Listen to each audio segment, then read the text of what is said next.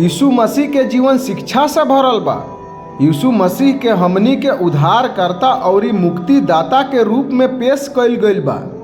यीशु मसीह के जीवन हर मनुष्य के पढ़े के चाहिए। यीशु मसीह के जीवन पढ़ला से इंसान के सही दिशा के ज्ञान होला। जौन इंसान यीशु मसीह के जीवन पढ़ेला वो इंसान बुराई से दूर भागेला आ अच्छाई के करीब जाला। यीशु मसीह के जीवन संघर्ष से भरल बा।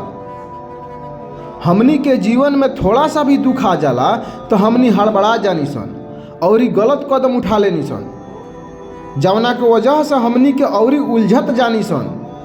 यीशु मसीह के कहनाम बा कि जीवन में संघर्ष कईल बहुत जरूरी बा। जौन इंसान संघर्ष ना करेला वो इंसान कबो सफल ना होला। संघर्ष के नाम ही सफलता होला। हर इंसान के धार्मिक किताब पढ़े के चाहिए। धार्मिक किताब पढ़ला से बुद्धि खुलेला, बल मिलेला, शांति के प्राप्ति होला, बुराई से बचल जाला, न्याय करे के हिम्मत मिलेला, अन्याय से लड़े के क्षमता प्राप्त होला और ईश्वर के करीब रहल जाला।